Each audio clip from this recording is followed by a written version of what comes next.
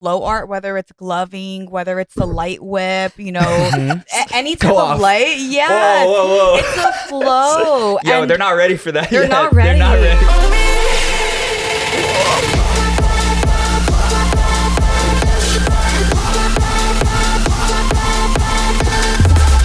The Flume remix was the original. Listen, okay. Hey, that's a good They remix. played it at Friendship. And he goes, I don't like this. We went to Friendship. Disclosure was playing the actual song, and I'm like, why'd they make a house remix? I'm not like a big fan of this. Why did you ruin this song? Because I think I'm peaking.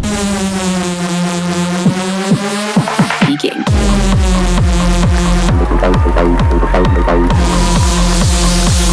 Hi, welcome back to I'm Peaking Podcast. And yes, this is my podcast. And the question of the week is, when you first started raving, why did you start? What part of your brain made you... What were you trying to escape from?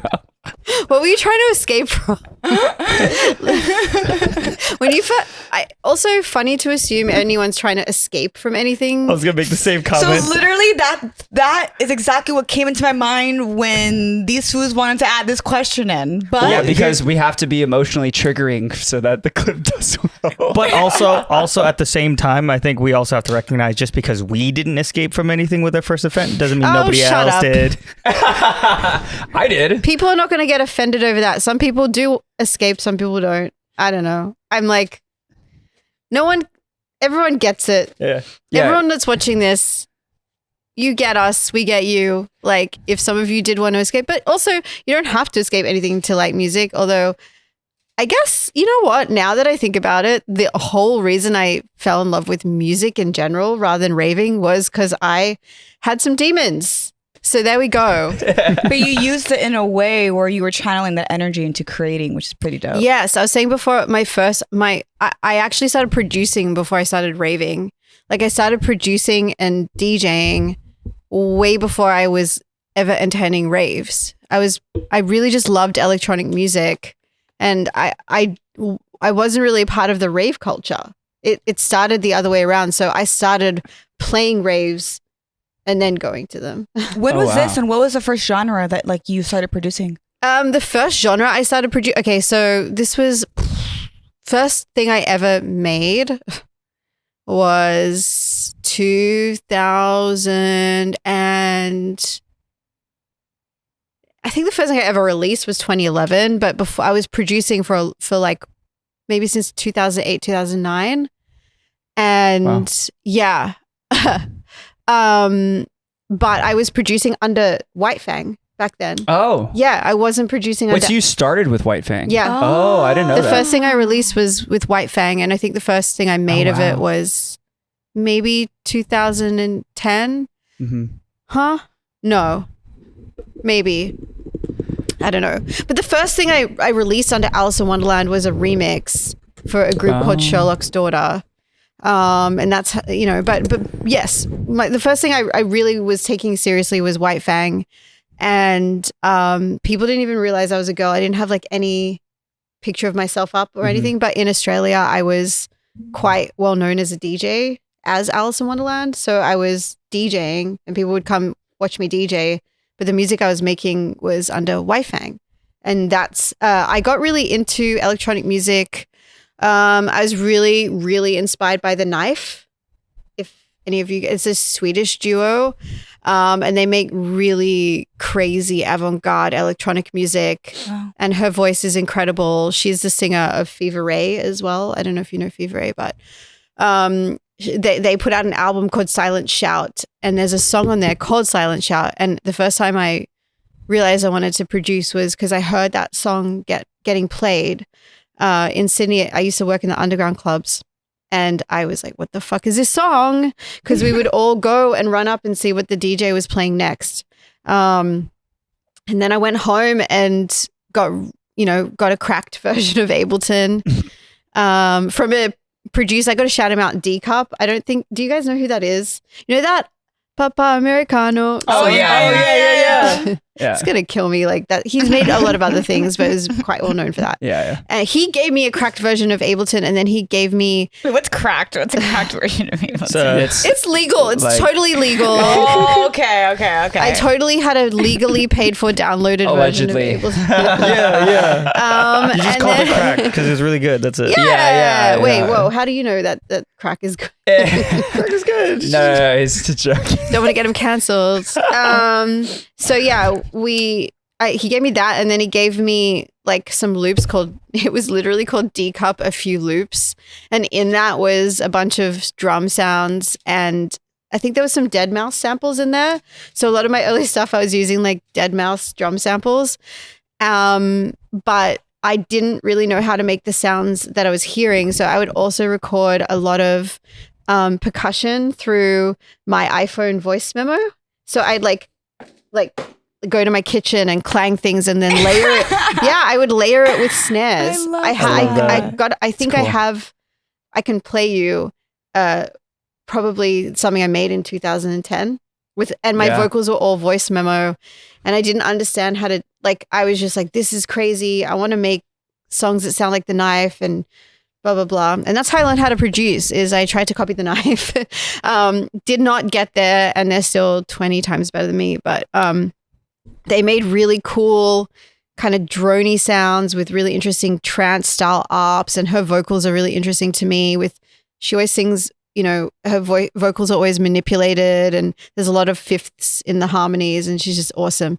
So they were making stuff like that, and I thought the drums were really interesting. And then around that same time, I was really obsessed, and still am, with Beastie Boys and Outkast, and in terms of Outkast, that led me into learning about Southern hip hop with all the halftime beats. And so I really wanted to make trance synth sounds mixed with Southern hip hop beats. Oh, interesting. That sounds really cool. Yeah, well, now people know that as like future bass or trap. Mm-hmm. And that's how I found Rusty, and that's how I found Hudson Mohawk, because they were doing, you know, what in my head I was trying to make. And I was like, oh my God, like another couple of people. And then Flume and I found each other.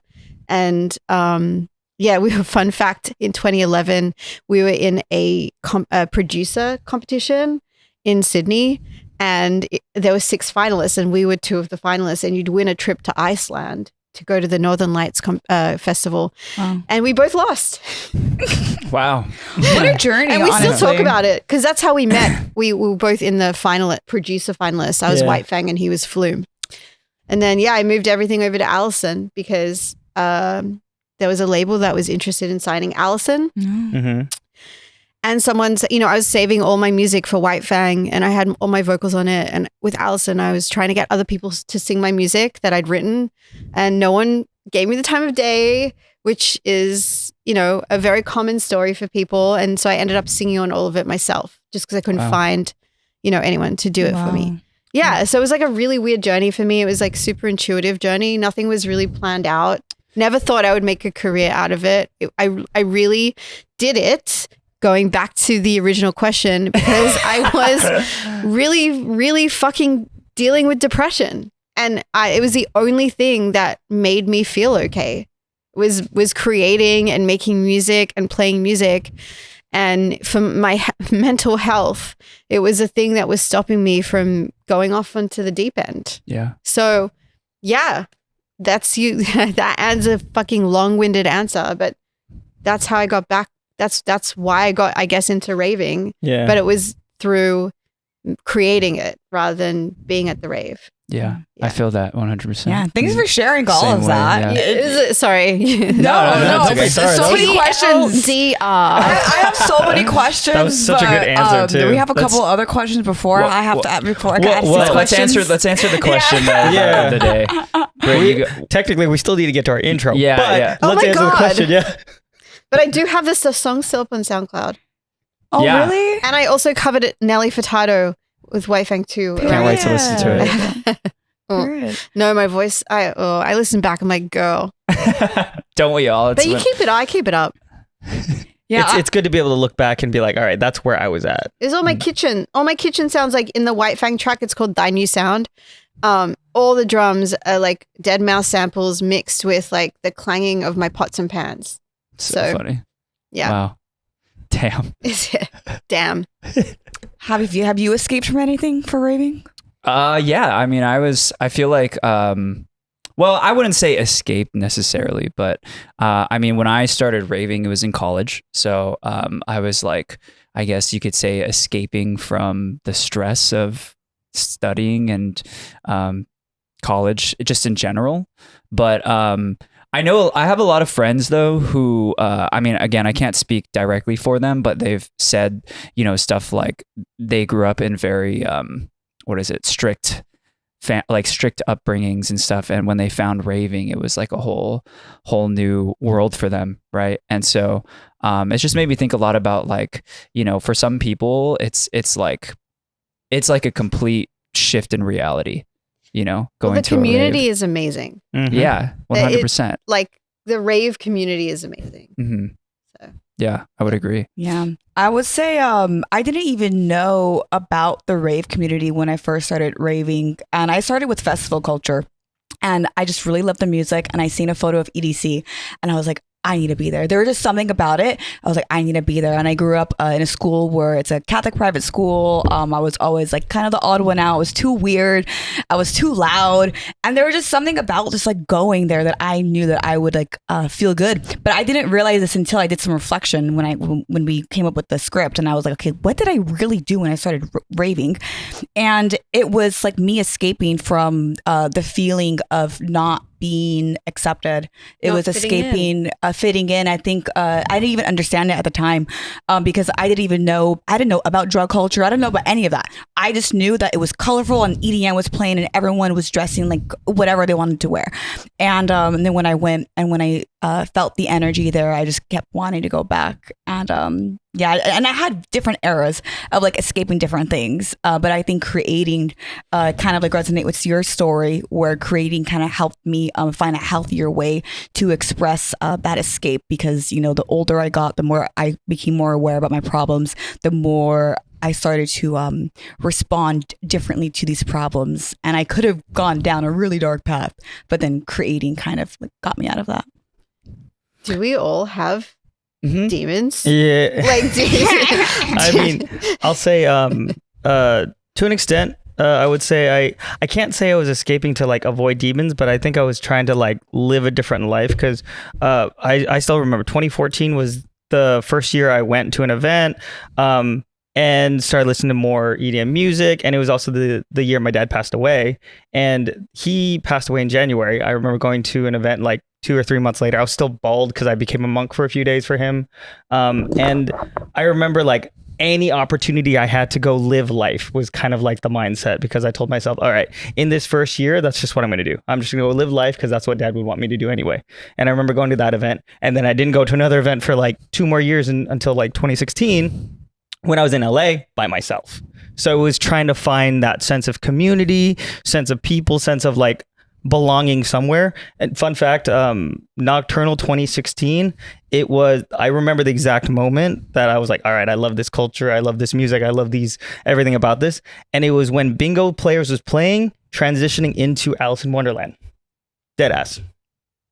Wow. I still remember it to this day. And then later on that night, Gammer having this closing song. I don't remember anything other than there was this closing song, and I remember leaving because I went solo. For that festival, and I remember leaving that night. I'm like, I love this shit. You know what? I feel like it's one of the only scenes where I feel like people really feel comfortable going solo, and you'll always meet someone that's looking out for you. And, maybe that was a really good question. Because at the beginning we're all like, ha ha ha, we're so tough, ha ha. But it's true. Like, I think everyone really weirdly has a story. Yeah. I think there's a lot of vulnerability when it comes to being a part of this particular community. Yeah. Yes. And every time I meet anyone who's, if I'm doing a signing or I meet someone backstage who's a raver, they always have something to tell me that's really special. I take it home with me and I think about it a lot. And a lot of people got into the scene because of a major event, or because they didn't feel like they fit in anywhere, which is, I think a lot of us feel like that. I think a lot of people feel like they were the outcasts and they found a little safe space for that to 100%. be able to be we're weird. all a little different. We're all a little extravagant, you know?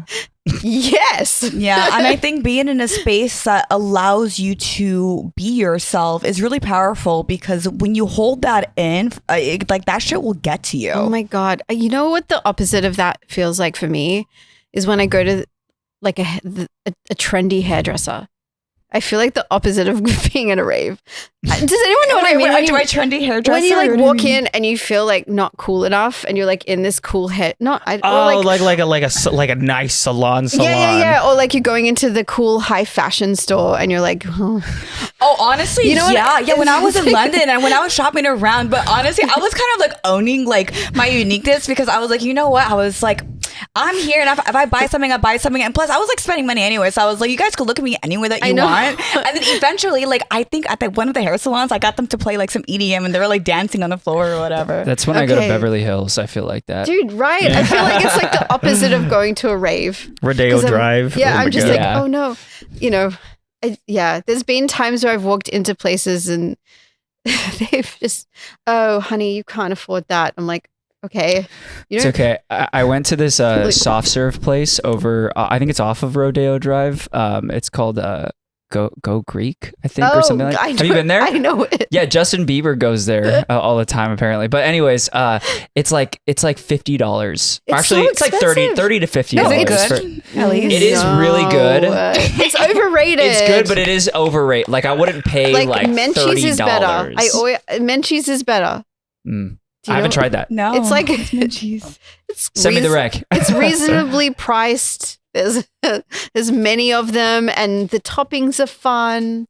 Okay. Like Go Greek felt like it was like when you go to your ingredients only parents' house, where it's really like Well, healthy. I'll just point Oh, out that I when you love that walk shit. in, you can definitely tell the kind of place it is, because the aura is like rich kid aura. It's like it's like yeah, I'm taking a break from my like horse lessons to like go and get Greek yogurt. You know what you could also do is what I realized weirdly 2 days ago is freeze your own yogurt. And I bought popsicles, and now I don't have to. There you go. That's adulting, honestly. Is it? Oh, it is. Also, we should get to an intro. Yeah. Where are we out in the? Yeah, no, it's okay. We're at like we got like It's called 13 ADD. minutes left. Yeah. Yeah. It's a fun joke that we always have with every episode. People Yeah. like to watch and see, all right, when are they going to start their intro? Yeah. Can we keep going then and start at the end? If would you, is that what you would like to do? Yeah, it's my podcast. I Yeah, already okay. said. True. That's true. I don't think we need an intro right now. Okay, cool. Yeah. Well then, We'll I have do it later. I have a cool topic for us then. Did you guys know that apparently gloving is cringe now? I've been seeing this all over TikTok. I don't agree with it, but it's What do you mean you don't agree with it? because I don't think gloving is cringe. You know? Well, okay, here, let me clarify. So there's this term that's been going around on TikTok right now. It's called degloving. And basically a lot of people, right, are for some reason, I don't know why now of all times, but like for some reason, like everyone is making fun of gloving. Like, so I've seen, no, but like, I mean, I think it's funny. Like there's like a lot of very But like whimsical. making fun of gloving as No, in like as in, putting like- them down for their That's art. very No, unplur. not putting Yeah. it That's down. not plur. Well, I've It's seen parodizing. Didn't the, we like, just talk about how everyone should fit in and be weird? No. But here. Is this like TikTok ravers or ravers? Yeah, I think it is TikTok I don't. ravers. I actually don't really know. I mean, look, I've seen But you know, sorry, I was saying we're called TikTok ravers technically. Like, Oh, you are? that's what Yeah. they call us. Who? Just anyone who All wants of to you talk. guys? apparently. Yeah. Apparently. Why? Because you rave on TikTok? What? No, because we make TikTok or we make rave content. Yeah, we make like TikToks rave related and EDM stuff. content. Yeah, but we're kind of old now, so I mean, there's like a new wave of rave TikTokers now. But anyways, Yeah, sorry. yeah, no, I'm just okay. I'm so, on a different part of TikTok. yeah, I think so. No, I'm literally on TikTok where I'm either on like AI, which like food would you choose if your life was ending, and they bring out different food, or how it's all food related. It's like how to make different snacks in prison. I'm on Wow. that TikTok. That's where I'm at. Random side note: do you watch anime at all? Oh, I used to. You should watch Food Wars. Oh, that's a good one. Okay. You would like Food Wars. Okay. You should All right. 100% go and watch that. Good to know. Yeah. Sorry. No, it's Loving. okay. So the reason I was asking is because I saw a video recently. Actually, our one of our main editors sent it over to me. It's super funny, but it was like this. Obviously, it's a skit, but like it was this guy he's on a webcam with like another guy, and the guy is teaching him like moves. Yeah. And he's just like, yeah, you're just like a little behind, like on the, like your fingers dragging like a little bit on the move. And then the guy who's on the webcam, who's getting the lesson, his wife comes in and she's like, did you forget something today?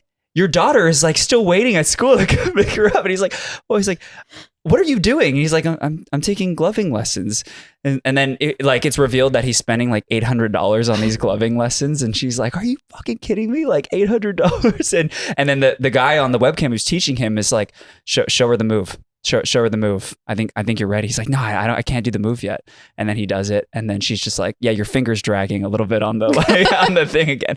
Anyways, so I think like stuff like that is funny, but apparently this degloving term it's like, I don't still fully understand like what it means, but I think it's like, you get your gloves taken away from you or something, or like, oh my God. Yeah, like it's a silly joke that like some longtime glovers are doing, where they're like renouncing that they were ever a you're glover bad, in you're the first degloved. place. Yeah. Okay, firstly, my Tyler, we work on visuals together for all my stuff for Whyte Fang, for Alison, for years. He's my best favorite co-creator.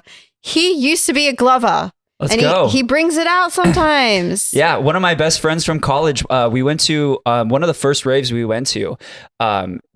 We went, and he's like one of the frattiest guys I know. Like you wouldn't expect him to be the person, but he like actually was sponsored and like had a full like he has a name. He goes by Physic.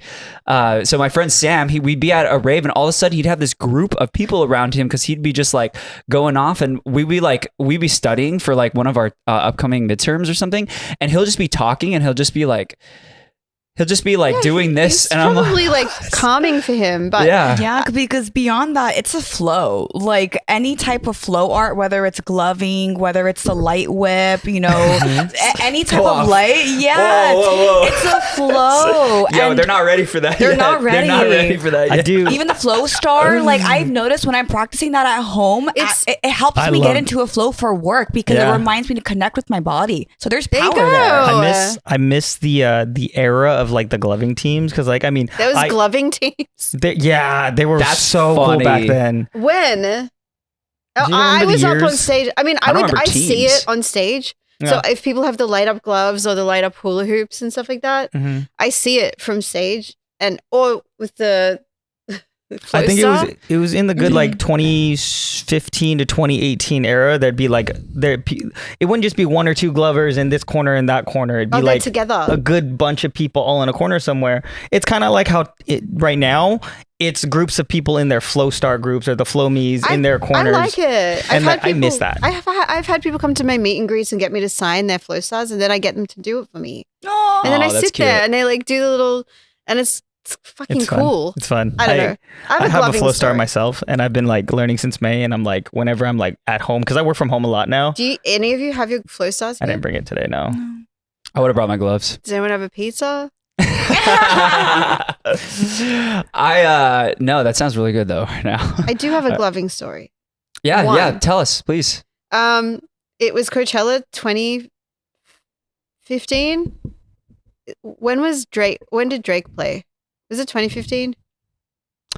Yes, it was Coachella 2015. It was the first time, was it? I think. It was the first time I'd played Coachella. And it was actually my first American show. Oh my god, I saw you. That was the first Coachella I ever went to. Sorry, it just triggered a memory. That's right. All the flashbacks happening. Yeah, Yeah, it was great. sorry. I'm so sorry. Oh, you're Why welcome. so sorry? I No, don't it was know. great. It was a great set. But it did. Thank you to anyone that went to that set. That was life-changing for me. But the best story I have, and I have it on GoPro somewhere, and I actually have to, so my mother came to Coachella. She loves a party and she loves festivals. Loves. Even if I'm gone, she's still out raving when my mom comes anyway. She was there, and we lost my mum, and we couldn't find her anywhere. And I had my big group with me, and we were walking around Coachella. I think it was like the last night. I think it was a night that Drake had played. I don't remember. Anyway, and we go and we're like, oh, there's like a big circle at the Gesaffelstein show right now. There's a huge open circle. What's going on? And I walk in, and my mum is sitting on the ground in the tent, and there's a circle around her, and there's a guy gloving in her face, and she's sitting there, and she's just like, I love that. And my mum's picture contact photo on my phone is her getting gloved at. That's epic. Those are my favorite videos to see online, honestly. I honestly thought this story was going in a different direction. I thought it was going to be your mom was giving the glove. No, look, I have the picture. I don't even, hold on. I can't even pull up the full one, but like. We're going to need to get that. We're going to need to get that from you. That's hilarious. Oh, that's great. That's so funny. Wait, that's so dope. And at Coachella too. It's my mum getting gloved at, and she was just like this. And then there's a video of her, and the guy was doing it for ages, and my mum was like doing so this funny. To her. It was that. Like to the glover, and there was a big circle around her, and she was on the ground, and she was having the best. She was peaking. That's awesome. Yeah, I can't cancel gloves because I remember the joy of my mom's face. So here's the thing, right? I had thought about that too, but go on. I was just gonna say, like, I honestly don't think that all this content going around, like about gloving, is bad for gloving. I actually think it brings more attention to it and makes it like I don't know, like at least the content that I've seen, I feel like it makes it more like whimsical, I guess, or like fun. Like I don't think it really fun. I don't think it brings it down. It's just parodizing it, right? Yeah. So it's like it's like anyone that parodizes raving. Like I think people laugh at it, sure, but it makes like they're going crazy over there. I think you guys are peaking already. I think like what's a good trick? Does anyone have a glove trick? Oh yeah, look at them. Look at them. They're good. They're good. They're actually pros. Yeah, I used to. Well, I danced for many years, so you did. Mm-hmm.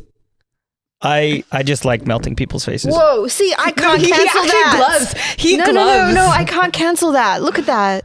I think honestly with all the stuff popping up on social media right now, it's a good thing for gloving because the reason why someone might find it cringe is because they haven't seen it as frequently. Like I don't know about you guys, but like I don't see gloving videos anymore. I don't see people gloving as much. Yeah, so it's kind of like we need to bring that back in a way. Like so gloving isn't in the forefront of the flow arts anymore because people are just not doing it. Well, you know what they also did was they weren't allowing. I think they still don't. They don't allow you to take gloves into raves. And you know what's so funny is you mentioned Coachella. They don't give a shit. Like they're fine with it. But like it was all like the.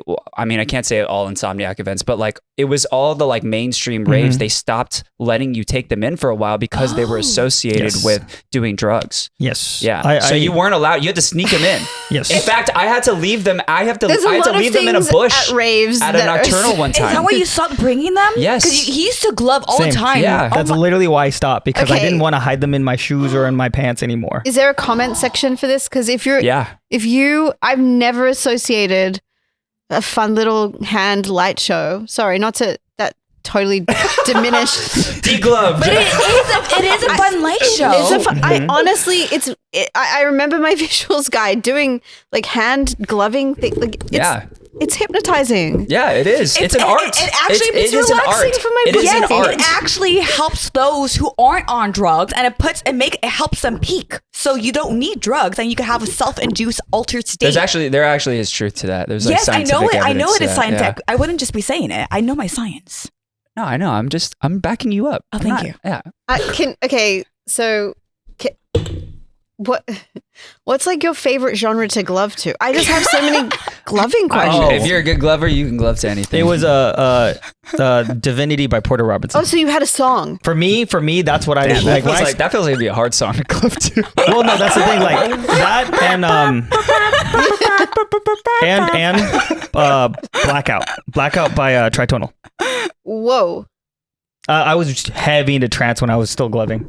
Heavy into trance. I loved Wave Racer songs. That's oh my god. Don't we all? Yeah. Wavy.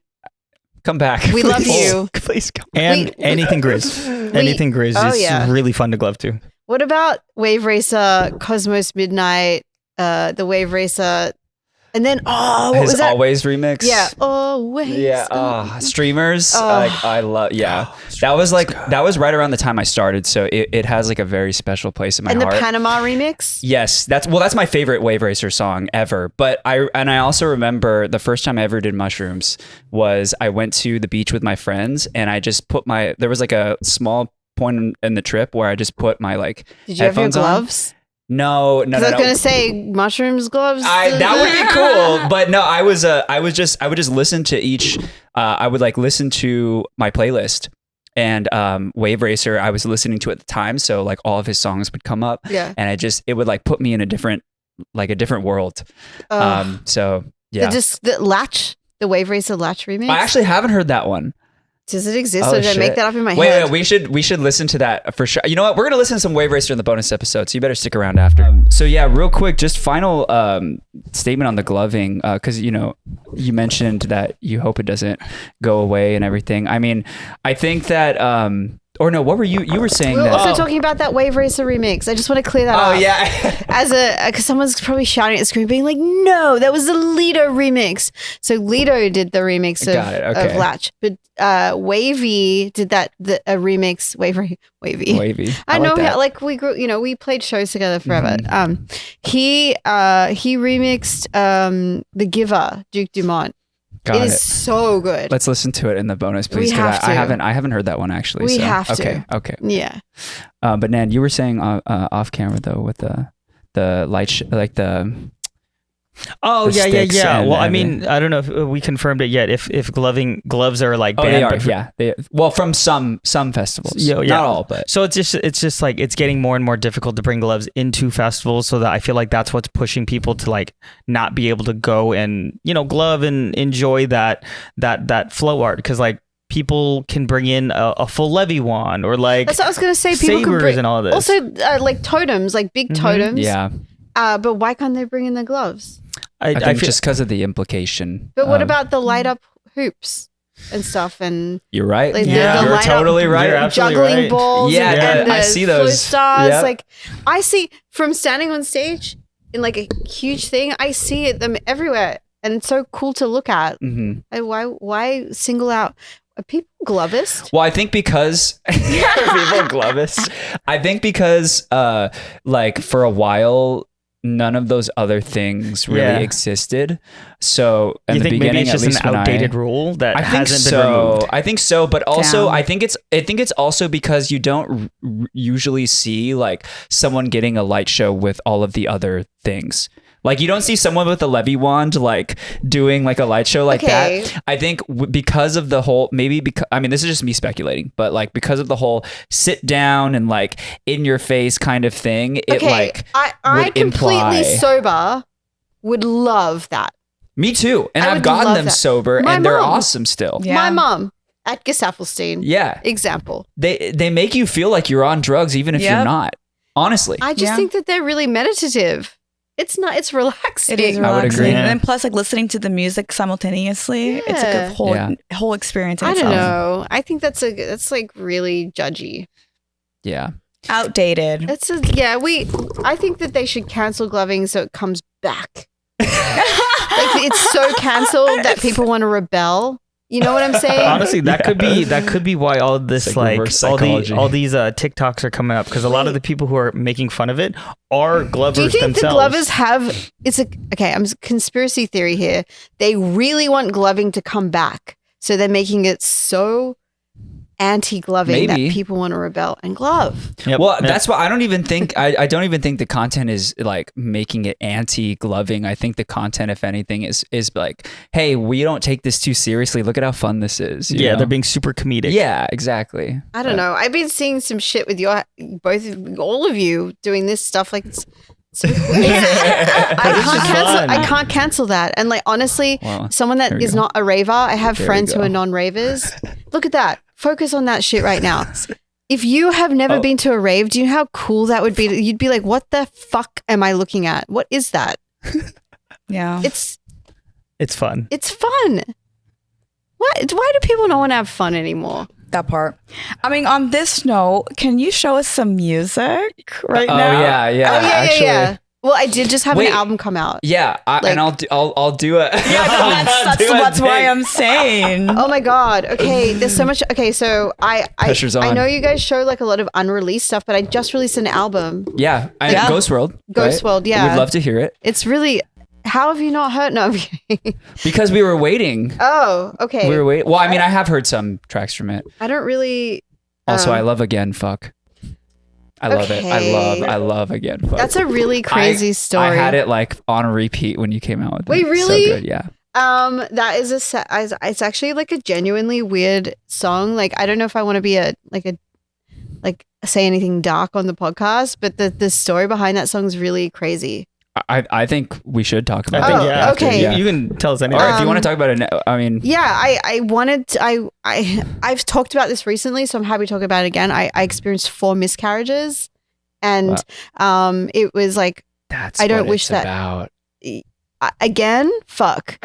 And it was about my 4th one that I had at the end of last year. So actually a year ago was when I had it, basically around right now. And I was writing Ghost World and nothing was really, I almost didn't put out the whole album because I was like, this doesn't feel legit. It doesn't feel real. I'm gravitating more towards all the Whyte Fang stuff that I'm writing right now. And like, if I'm going to put out an Alison album, it needs to be real. It needs to be like real art and genuine. And I can't do anything disingenuous or I should just fucking quit. And that's just like how I feel about art in general. And I had this miscarriage, and in about the span of 2 weeks, I'd written about 6 songs on the album. And again, Fuck was one of the first ones that I'd written during this time where I was, like having surgeries or like dealing with heavy medication or a lot of discourse online with people that were angry at me for canceling a couple of shows. And I just was like, I cannot cry anymore about this fucking situation. So I need a sense of humor. And so I wrote this song and I wanted the music to be so uplifting and positive and like, just like, again, fuck. And it helped me get out of the headspace because I had to I had to like almost laugh about it at this point because I couldn't cry anymore. Yeah. And so, I wrote Again Fuck about it happening again. And it was literally when I found out it had happened again and I got the call and I was in the doctor's office, like looking at it not being viable, I just went, again, fuck. And then I just wrote this song about it. And then, I'd say 6 of this, or maybe even 7 of the songs were written in a 2-week period around that because I started to get really creatively inspired again because I'm very influenced by my inner emotions. And I'm not saying that everything was about that, but Again Fuck was specifically about that. And then I have a song called I Want to Live in a Dream, which Avello has remixed. And I know he played it on the thing. And that was about, being in about to get surgeries and not wanting to be there. So I wanted to escape. And it's all about me just being like, well, at least I get to be put under for a bit so I'm not in this reality. Yeah. And that was like what that was about. And I wanted it to be almost psychedelic, future-based for that. And then Again Fuck was this funny, hyper-pop track. And it's just, I needed to get through it and write about it. And, going back to people's demons, why do I write music? That's why I write music, is to... I'm an internalized person and I have a lot of heavy feelings. And on the outside, you probably don't see it, but on the inside, and Tracy, who's part of my management, does see it. But I have a lot going on internally, and if I don't let it out, it gets really negative for my life. And so my way of letting it out is writing. And Again Fuck is one of those. It's so crazy that you mentioned. I mean, the second you said like miscarriage, I was like, oh my God, I get it. But like at that time, like, I mean, I don't really like to talk too much about my personal life, but I was like, I'm not in a relationship anymore, but I was still kind of like in my last relationship around that time, and we were going like back and forth a lot, and just like break up and like On we're again, seeing off each other. again. Yeah. Exactly. It's And like a cycle that you can't break. That's why I like that. That's also what gravitated me towards the song Yes. a lot, because I felt the same exact way, and I'm just like, oh my god, Kinda we're like going being through this stuck in that again. cycle. Like, Yes, it's exactly about being stuck in Yeah. a cycle. And there was a part of the song that I'd written where I had said doctors, and my husband was like, say people. He's like, it's taking me out of it, and I'm relating so much to this. But when you say doctors, it goes straight back to you. Generalizes a bit, because people are going to get it and they're going to feel it in different ways. Yeah. And the lyrics, It's I like can making exactly a what you universal did. truth for other people. So Yeah. it's like using your story Exactly. and making it for everyone else. And it's something that Skrillex had said to me a long time ago, actually, when I was writing, just saying like, the more universal you can be about your lyrics and your problems, the more people are going to understand it. And so I'm so glad I changed that lyric, because a lot of people have said the same thing to you, like to me, like, oh, it was kind of keeping me going, because I felt like it's just like, it sounds like being stuck in a cycle. And the I can read the lyrics if you want. I just pulled them up. Yeah. But it's like, just so people understand, because it's a hyper pop and it's these happy, like pitched up vocals. So you're not really listening to that, but it's going, I'm walking down the road that I have been before. I run in circles thinking I'm invincible. Didn't mean it, did they? Didn't know what to say. Didn't mean it, did they? I need a break, you know? And then it's going, dung, dung, dung, dung. And that's how I felt. Yeah. I need a break. I And need to felt switch that. it up. I felt that shit. Again? Yeah. Fuck. And then it's like, you know, and then this part, I originally said, fuck all the doctors that told me it was going to be okay, all the broke promises. But I changed it to fuck all the people. Yeah. And then it goes into like, I need a break. Like when things feel like they're in a cycle, you need to break it. You need to switch Yeah. it up. Yep. So maybe we should Yep. play that song. yeah. Yeah. Damn. We reacted to it actually on the podcast before. I know. I reposted it. Oh yeah. Or should we listen to something different then? No, I think I we want to listen to that with you, because then that's Oh just yeah, kinda it's cool. true. Oh, Yeah, okay. it's true. Okay. And I also kind of want to play a song called Psycho. Yeah, let's play that after. Yeah. Because I go headphones. All right. One And then quick you can question. put the volume all the way up on there, and I can adjust over here. Oh, okay. Put the I volume have up. one quick question on it. Making that switch from doctors to people, do you feel as if you were to have listened to that song over and over again, you would have made that switch? Or do you feel like having a second ear was helpful to make that universal truth? I think having a second ear was really helpful. And I do like to actually play a lot of my music before I release it to people that aren't into the genre. So I play it to my husband, who has literally never listened to EDM before me. Yep. He'd never been to a rave. He'd never been to one before he met me. Then our second date. Wow. Saw me headline. But you know, or my mom, or my friend's girlfriend, or just like anyone that's not at all connected to electronic music, Yeah. to me is the only people I really want to send stuff to. And my husband's just like such a good like reactionary person, because he's really intuitive he writes. Yeah. He writes movies. He's an artist. Also. He's an artist. Yeah. So he understands the connection, and he just said, change it to people. Oh no, he didn't even say that. He said, just change the doctor's thing. It threw me out of the song. And I went, okay. And so I changed it to people. So yeah. Oh wait, there's a song that I just pulled up, which I don't think will ever get released. And it's so funny. I listen to it all the time, and Wait, why? I don't know. I collabed on it with my friend, and I don't want to name them because I don't think they want it out, but it's my favorite song that I've ever made. I'm like, can we please put this out? And they're like, nah. Sorry, I just pulled it up. Aw. I think we should listen to it later. Honestly, I don't even know what to do with it. It's so good. It's so good. Okay, where am I going? Oh my god. Downloads. I can pull right? it up too. Oh yeah. yeah, if you want me to. Oh, actually, I'll just do it on Apple Music, right? Yes, an Apple Music listener. Let's go.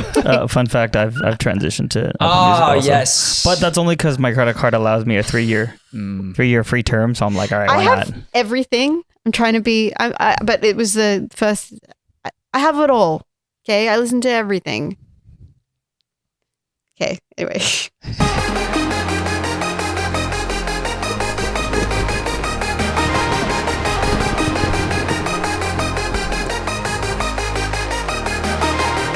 I'm walking down the road that I have been before. I run in circles thinking I'm invincible. Didn't mean it to do, didn't know what to say, didn't mean it to be.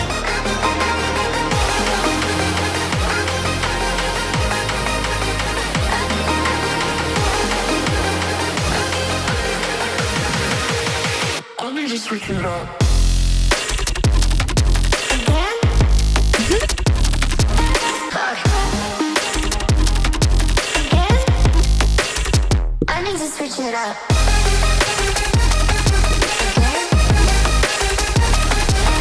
You know, this song actually gives me like the same feeling that I would get from listening to like the Wave Racer kind of stuff back in the day. Hell yeah. It's the hyperpop. Yeah. Yeah. I don't even know what to say. Oh. But so this percussive sound, I purposely made really, really, really loud because it's just how I felt in my head. Like I wanted it to stand out and be like me banging on a door, being like, Yeah. fuck up. Like This one. yeah. But no, but like even in the build, Oh, I I had see, it okay. really loud. And then the bridge that's coming up was originally supposed to be the verse.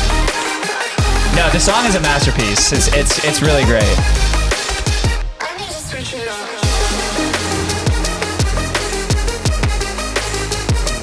It's kind of how I feel now. Like switching, it's like when you're in like a Wait, weird. sorry, I can't hear you. Oh. Sorry, I love this bridge.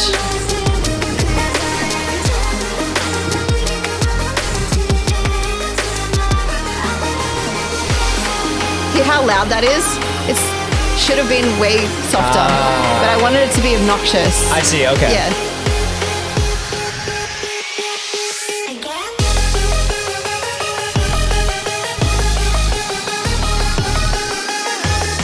Let it all out, everyone.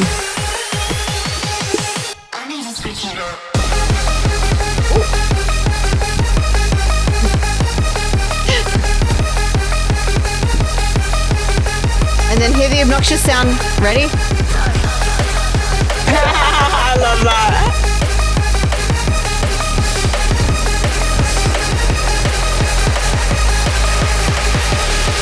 Fuck. No, I think your percussion choice was perfect. It was supposed to be Wouldn't have changed so anything. loudly obnoxious just because I was so frustrated. Yeah. But I wanted everyone to feel happy and uplifted. No, it listen- worked perfectly. And frustrated. Yeah, like it totally just sounded how I felt. So that's again, fuck. Again, fuck.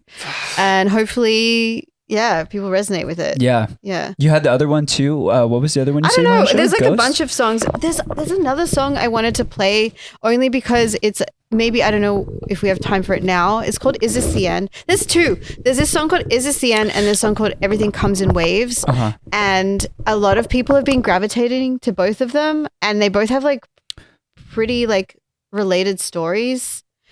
Is This the End? I wrote about my career because I was like feeling like giving up my career, to be honest. I was feeling quite replaceable because everything's so loud at the moment and I'm not like a content creatory person. And I felt like it was hard for me to have a voice and I think a lot of people were feeling that way. Yeah. But yeah, I was definitely feeling really replaceable and yeah, I almost quit. Well, how about we end the episode with that one, Is this and the then we'll end? listen to one of the other ones that A you were hype talking one? about right now. Should we do a hype one? Yeah, let's do that one Yeah. right now. Okay, let's do Psycho. Oh, well, should we do one that people may not have heard? Let's do that one. Yeah. Like, you want to do Psycho? Or like one that maybe people... Psycho's been out for a while, Yeah, hasn't it's it? been yeah, out. let's do Whichever one that you want to be like a social clip for it to be cut up and posted on like. I as a think you video. guys will like Sirens because in the same world as like... I wrote that one about kind of feeling stuck in the ocean. Like in my brain, I would visualize myself stuck on a boat and all I could see was the deep ocean around me and no land and I didn't know where to go and I felt like I was getting pulled under. Okay. Yeah, let's do that one. Oops. And like it was just on the album, but I think a lot of people like that. And then I wanted to play Everything Comes in Waves. Can we do 2 at the end? Yeah. And then I also have like Unreleased Whyte Fang. Yeah, so I think for that stuff, maybe we'll listen on the bonus Oh, okay, cool. for cool, the cool. for Okay. the unreleased, and then Right, yeah. Sirens. This whispering is actually Nina Geraci's voice. Oh, I love her. Just the whispering at the start because I thought she had a cool voice. Yeah. Yeah, I found her recently. I like her stuff a lot. I think Wave Racer is doing a lot of the mix downs for her too, right? She is.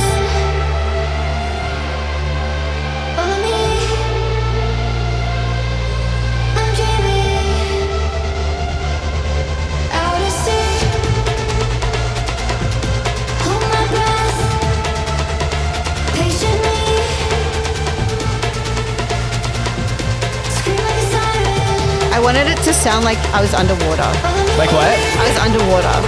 Like I want this song to sound like underwater. I don't know if it sounds like that.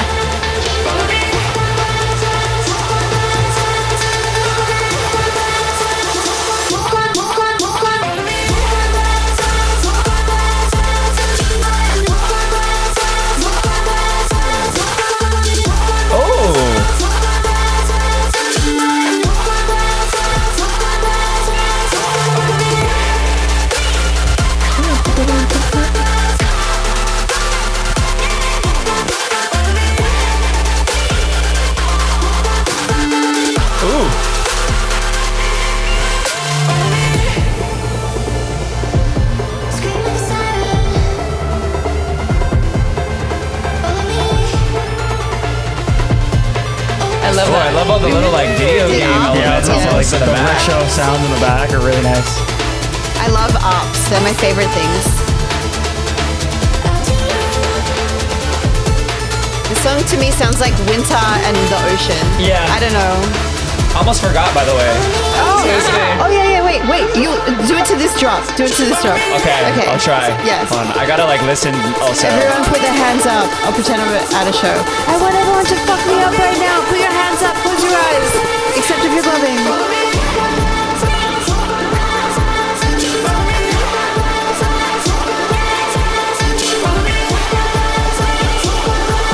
my god, I haven't done this so long.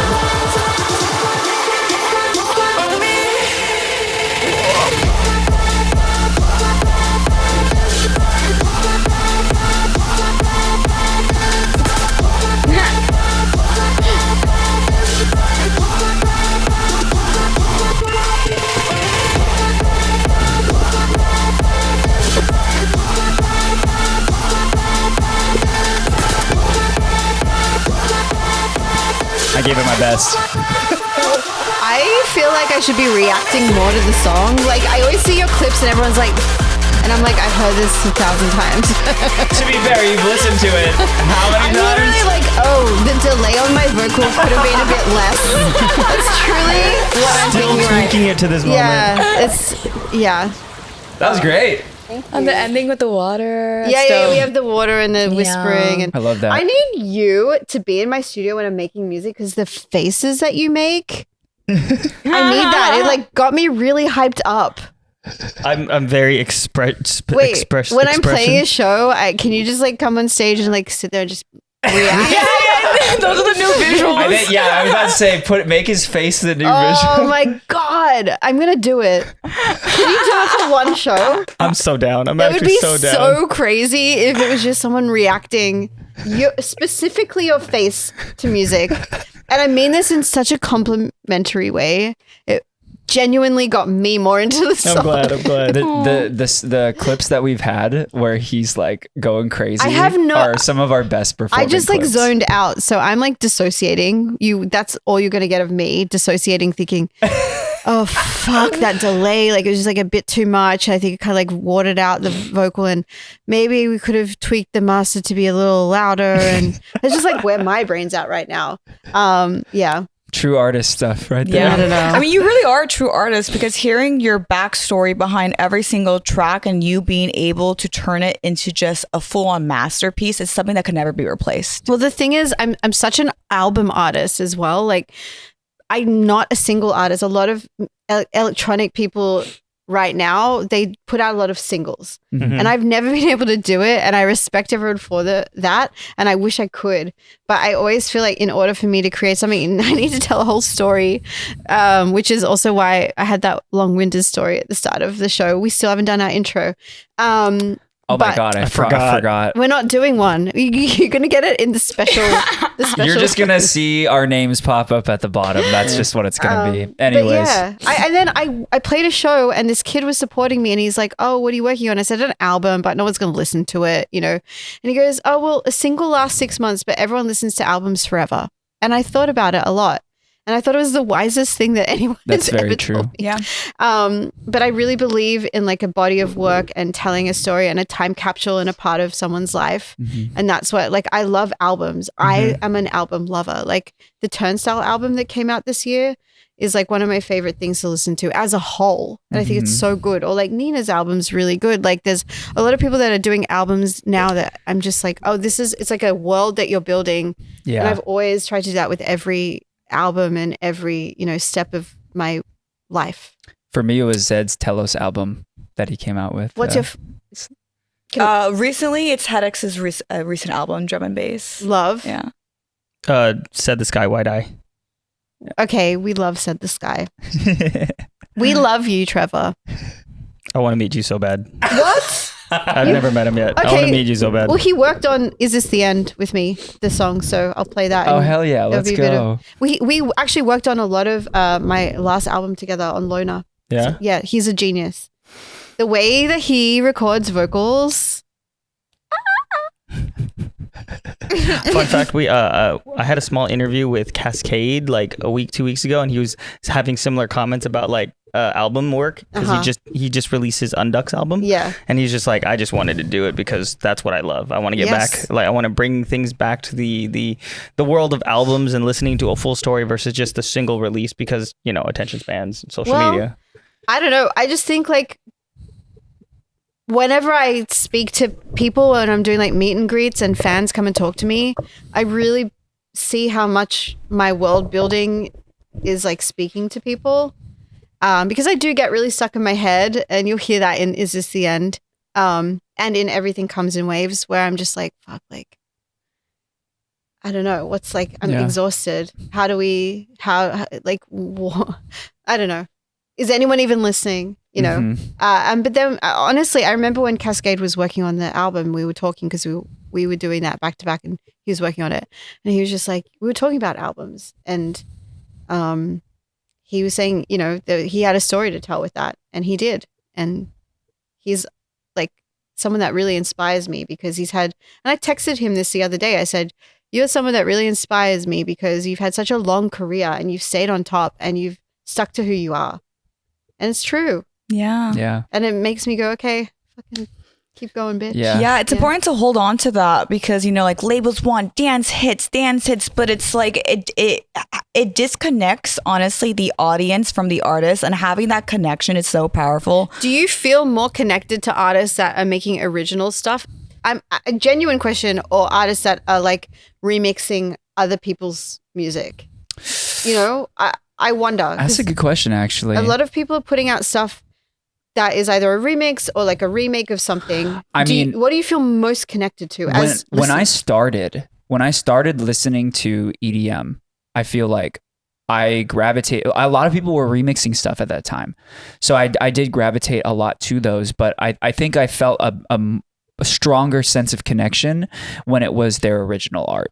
Yeah, I say I genuinely like wanted to support the person behind the art when they're curating something for me, and I could actually feel, whether I understand it or not, their personal story behind it. That's why like there's sometimes like Adventure Club or like Griffin, like when I hear like their music, and there's so many others I could name, but like I could just feel that they're holding their craft and their heart, and they're sticking to it, and they're not really like trying to follow the trends, or like completely moving over to that, because it is really powerful as a listener to still have music that feels that lets you feel. Yeah, I feel like that with Madion as well, and Porter. Yes, yeah. We've got to One of shout my out Madion and favorites. Porter. I think they're really sticking to who they are as artists, and to me, that's what I hope I'm doing. And so when I see other people doing that, I'm like, okay, we got this. Or Skrillex, Yeah. as a True. different level. Like, just feels like people who, I can see their identity as an artist, closing my eyes. Whereas there's some people where I'm like, I don't know where to place you. I think at times too though, like I know there's certain artists where if I hear their remix, I can really hear the Them. sound they wanted to bring to Yes. that remix. Yeah. Because like I'm sure there's a lot of artists who Flume. will have like Flume's remixes of anything. Yep. Of And you know the anything. Flume sound, you know exactly what they're trying to do with it.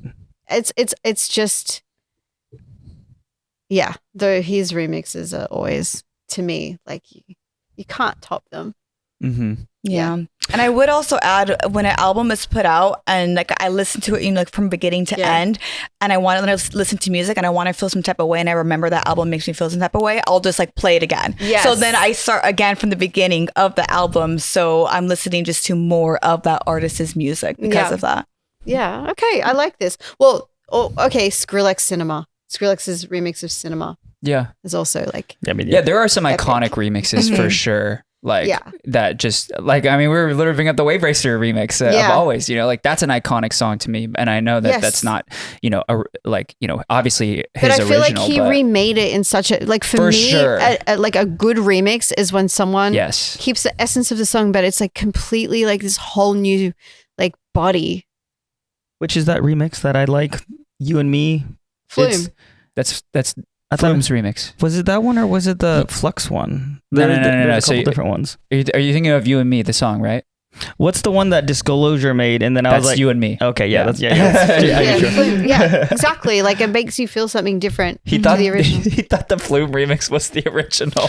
Listen, okay, And they played Hey, it- that's a good They remix. played it at Friendship. And Yeah. he goes, I don't like this. We went to Friendship. Disclosure was playing the actual song, and I'm like, why'd they make a house remix? I'm not like a big Disclosure, fan of this. Why did you ruin this song?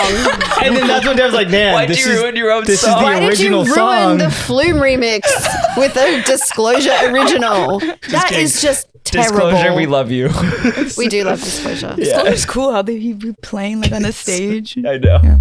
Before we go any further, just want to give a quick shout out to our sponsors, Boom Boom Scented Nasal Sticks. If you don't already Wait, know. I was actually going to ask if I can use one. Yeah, we You give want her a a new new one? one. Give Do her you a want new a fresh one. one? I do. I Tony, love.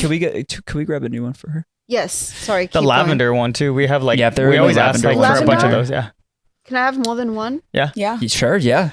What are the flavors? Grab her two, please. The The flavors. You did the We same always say thing as flavors. me. So if you don't already know, They are these are flavors. scented nasal sticks, which are great for Give me all three. any occasion. She's just taking our whole supply.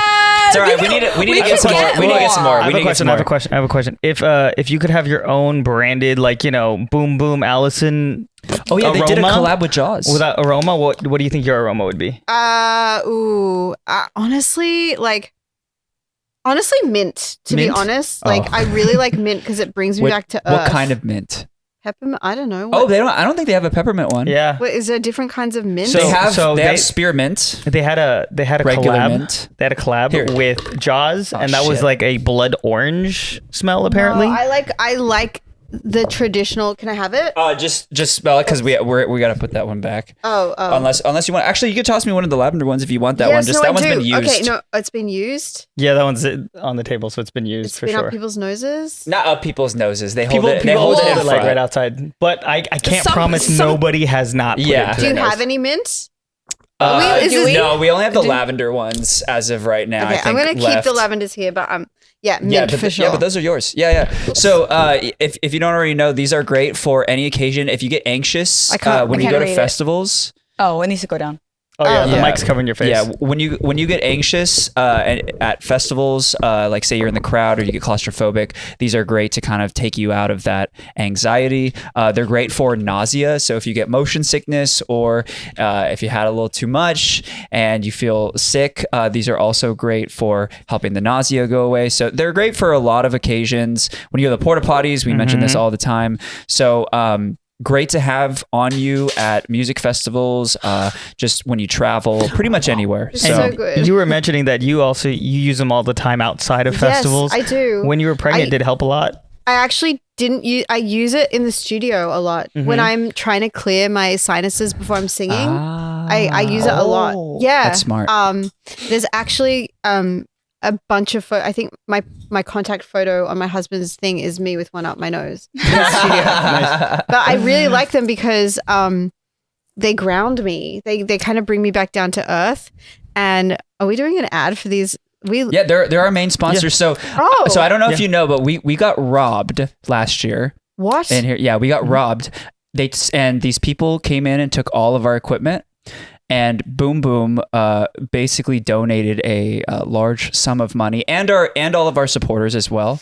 And we were able to buy back our equipment and buy this very expensive safe that we now put our equipment in. Yeah. Okay. So they're one of the reasons we are still here today. Well, you know what? shout out Boom Boom Nasal Stick. The only nasal stick you need. Nasal inhaler stick. Very there. organic plug there. Yeah. So, Breathe yeah, in life. There we go. And then bam, her track, and it like, and then the camera shakes. Go and check them out. They sell them at CVS, Walmart. You can also grab some on their website. Use code I'm Peaking. We'll save you some money. Or you can grab some on TikTok Shop. I'm actually way too excited about this product. Yeah. Yeah, No, honestly, they're really dope. we are very, very blessed to be, sponsored and partnered with them because we were already working with them before we got robbed. And then when we got robbed, they were like, here's the deal we're already doing. Here's also donation money also. Oh, and it was just that like, is oh, you guys are great. literally just good people. What Yeah. legends. Literally. Yeah. So we love Boom Boom. Even like before working with them, or even like I actually live by this product because like when I'm working and when I don't want to hit my nicotine because I'm just trying to get out of that shit again, this actually helps me instead of like wanting to hit the vape. I just sniff that. Huh. Yeah. Yeah. So thank you, Boom Boom. We love and appreciate you. Go and grab some today. This will be after Christmas, so hopefully you got some for stocking stuffers. But if you haven't, just go and grab some. That part. This is actually like genuinely. Yeah, no, they're awesome. They're so awesome. The lavender one is still my favorite because it really does help Yeah. with like anxiety and whatnot. Yeah. Britt, Yeah. did you want to? Yeah, I did want to ask. So, you are very public about, like when you are pregnant, you are going to still play.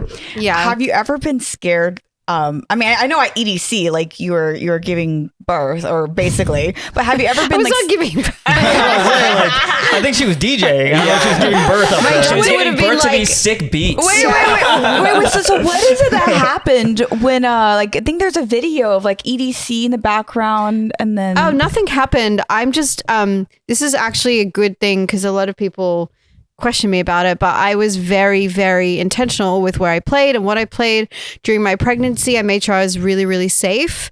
And so when I was in my third trimester, especially towards the end, before I even played, I would have to get cleared by my doctor the day before and the day of. Wow. And then I would go play. And then we had to have paramedics on site to check after I played. And it was just Goddamn. it was just the amazing nurses and doctors checking on the baby. And actually this year at EDC Vegas, no one knew I was pregnant at the time, but I did get checked there too. It's just me being safe and making Yeah. sure that, everything's all good. And they get a free show. And they get a free they had the sprouts in their hair, and That's they were so cute. so awesome. Yeah, they're Hell all yeah. ravers. But shout out to anyone that actually was there helping, because we love you. And both my babies are doing really good. Mhm. that's good. But I think it's also really important to add that every woman is different.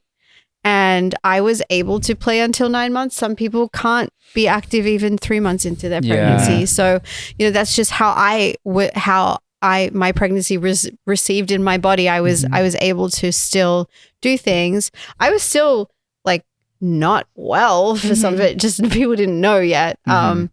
And for me, it was really important because I was physically able to do that, was to kind of to stop the anxiety. I needed to keep my life going. Yeah. And that's why I did that. And I needed to do what made me really happy. And what makes me happy is playing shows and creating music. So with my first baby, I made an album, which was the Whyte Fang Genesis album. And with the second, I made Ghost World.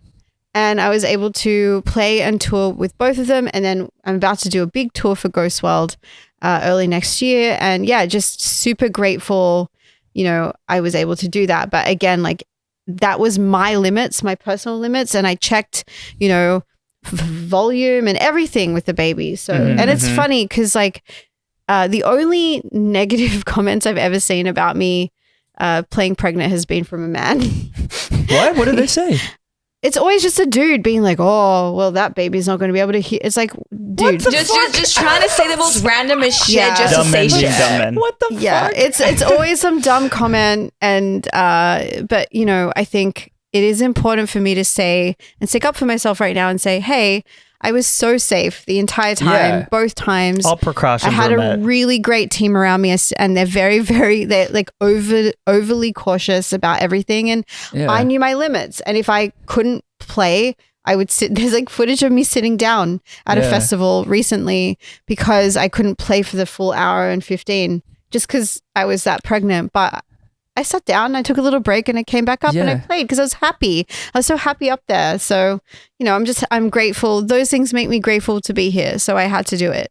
Yeah, Yeah. I think hearing that and even seeing that, it's like it is really inspiring for me as a woman because I'm like it reminds me that my life doesn't have to stop. No. You know that like if I want to pursue and get into a relationship, that no matter what my creative work doesn't have to stop for anything or anyone, and I could just move safer. Just make sure you're with someone really supportive. That's like my biggest advice for that because I think if I Amen. were with someone who wasn't supportive and able to let me go out and tour and able to help support at home and vice versa, then I would not be able to do that. And I do think it's really Amen important to that. to Amen be to with that. someone who's not toxic because thank God that's who, if you do this. And honestly, I think it's really important to keep your own identity, even if you have a family. And women have been taught not to do that. And I think that's a very like old way of thinking. Oh yeah. And I just feel, as a creative, I feel no different. I just have like some amazing little beings. I think that you can give- do both. Yes. Like it doesn't have to be one or the and other. I'm present with my babies. Like Yeah. I'm present. Yeah. I'm there. I work my studios at home and, I'm not, we have, an amount of time I'm allowed to be away for, and my agent and my manager, they work with me, and then I come back and then I get, or I'll go away on the weekends and, it's just, you make it work. And I think that's with any situation in life is when something 100%. happens, you learn to adjust. Yep. Yeah. Humans are way more, resilient than we give ourselves credit for. And Yeah. if you want something, you can make time and space for it to happen, and it might not be exactly how you envisioned it to happen, but you make it work. Yeah. And you can, and you just become better at time management. I'm not afraid to ask for help, and I have help when I need it, and I'm so grateful for that. And it's just make sure that the city you build in your life with people are the right people who uplift you. Yes, 1,000%. That is like really important, and I Yeah. genuinely think it helped me get to a point where I was able to have like a really cool family and then have my career not suffer from it. Like I'm still headlining. I'm still, I'm on my 5th album if we include Whyte Fang. I'm still doing all this, but it's only because I think my village around me, including Tracy, who's still here, like they support that, and they're Yeah. positive and they're uplifting, and it's hard. We definitely this hasn't been easy, but just make sure the people around you are good people that want the best for you, and you want the best for them, Yeah. and you're not Yeah. taking, and they're not just taking. They say. It's like Oh, sorry. Go ahead. No. no, but I'm just saying it's like very important to acknowledge that. Yeah. Yeah, They I say agree. you're a product of the 5 people you're the closest with, or that you hang out with the most. That's Yeah. yeah, I think that's true. I think when I made the decision to like exist with certain type of people as opposed to other people that I'd let in my life, I think my life really changed. Yeah. Yeah. Yeah. So I'm curious on when you are creating, when you're caring versus not, do you feel, or if you can think back, a shift in the type of ideas or how your creativity is? Like, because I'm thinking about like hormones, right? So like if you're caring and you have like your hormones are up, I'm wondering like if there's an actual shift. being pregnant versus not and creating. Yes, because you're so go. I think I'm just a creative person in general, and I could be inspired creatively by a bottle of water if I needed to. And I think that's how I truly think that's just how I'm wired. I think it's like when I was pregnant, I was feeling very inspired because I was not only creating music, but I was creating life, and it made me feel That's what I mean. That's extra what I mean. like powerful and extra strong. It made me feel like, okay, this is my opinion and that's how I'm going to feel. And no one can fucking tell me otherwise Okay, because I'm period. creating a fucking like skeleton right now in my body. Like, Yeah. fuck off. Yeah. You know, and also I think like the two energy, dude, that's why I'm so scared Fuck to off. Yeah. That's why I'm so like scared to do shrooms again because I feel like I'm gonna sit there and be like, "What do you mean I built a brain Just out of listen to some wave racer. like? What do you mean? Yeah, no. What do you mean I created this entire creature? No, I know. Like, why do they have a opinion now? Because it cooked it. It's like too much. But like, yeah, I think maybe it's also, I don't know. This might sound woo woo, but there was another soul in me, in my It's not body, woo-woo. and you know, I was gravitating to certain things. And I think back to even my Whyte Fang album Genesis. Max, my first kid, had just like started kicking, and he was like reacting to certain BPMs and reacting to certain sounds, and I kept them in the album. Love that. Oh, that's cool. So I was like, Yeah. oh, okay, you like this. And like, I remember the intro for the album, he would always kick to. And I was like, Wow. okay, like this has to go. This is Yeah. the right path. Yeah. And the same with Ash. Like he was reacting to things and I'd feel it. It's Damn. super weird. Not even No, born the- yet, the- and they're you know- telling you what to do. I know. That's so dope. Well, that's why I asked the question, is because like, you know, like you are building a human Yes. inside of you. So like that has to translate It does. with everything you do, especially when you're creating. You know what's really weird is someone that used to work with me said, I hope you never get pregnant because your career will be over and it will ruin your career. And it was the best thing anyone could have said to me. I'm wired in a way when someone says I can't, I do it. I was just like, fuck you, fuck off, watch me. Like watch me do it twice. Yeah, that part. And like I am on the same and like, exact yo, wavelength. my bookings aren't quiet. I you know love what I'm failure saying? for that Yeah. reason. I Like- love when people tell me like I'm good. yeah. I'm still selling out Red Rock. Like, okay. This is actually something I have not. I think you guys know, but this is something I have not told on the podcast before. But one of my old jobs when I first moved out here to LA, one of the higher ups in the company told me one time, you know, Devin, sometimes you're really fucking embarrassing, and that like motivated me so badly. Were you like fuck you, watch me? Well, it's funny because I'm actually still friends with him. He's just from New York, and What's he's his very name? no, I can't add him.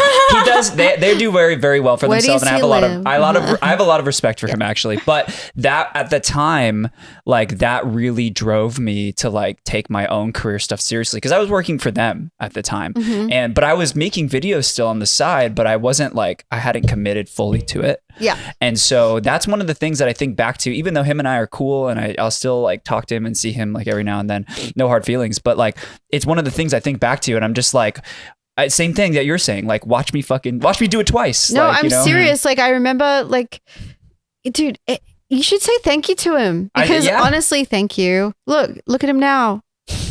Right? But sometimes people have to say their truth and be honest to you. Yeah. I respect it. Like, I'd rather you just say how you Me too. feel. Yeah. And then I'll take it how I want. I mean, don't sugarcoat it, Yeah. you know, like it Maybe you promotes were growth. maybe you were. Maybe. Exactly. Right. So I don't know. I think, but I love hearing about like Yeah. all that because that mentality, it resonates so much with me. And I think it does for a lot of people. I think also being a woman in this scene and starting out, there weren't that many women doing what at the time there Yeah. are now, thank God. And it was really, really like brutal. Mhm. And I think it mentally, I learned a lot from that. And I every time people said I couldn't do anything, I'd just be like, fuck you, watch me. Fuck you, watch me. Yeah. Like every time someone said no, I'd be like, fuck you, watch me. And it almost drove me, and it shouldn't, I don't know if it should have, but it almost drove me. Like I started putting GoPros on my hands during sets so people could see that I was actually doing it. I started like, you know, I've always been the same outfit on stage. I'm always in an oversized t-shirt and no pants my whole career, but I've done that so I don't have to think about it. Yeah. Yeah. And I'm just like, no, like it's about this shit. Like I don't want Yeah. to this, you know what I'm going to wear. Like, let's not talk about that. Like, you know, That's sick. but also fucking, I'm so glad that's less of an issue now. Cause like I'm seeing the hottest chicks in the hottest outfits DJing and I love it. Yeah, no, I love that You know, shit. like it's like where we, you know, you shouldn't have to feel like that. But yeah, it was always fuck you, watch me. And then it made me better at what I did. And so this is to shout out all the haters. We've got to shout out all the Yeah. haters. Thank your haters. We love you. We love you. Yeah. Yeah. We thank your haters. That's a moral all the of people, today. all the people that constantly comment Thank cringe. you. We love you guys. Thank you. Oh, Thank you for doing that. I whenever I see a cringe comment, I'm like, yes. Like, know like, what? I did that shit. Period. You know what?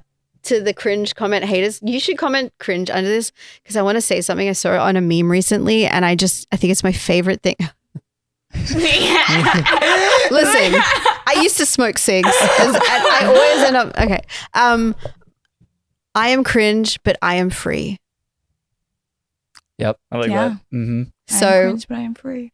hey, like you might be sad in your prison of trying not to be cringe and trying to be cool, but everyone here is cringing and free. I love that. And you know what's also cringe?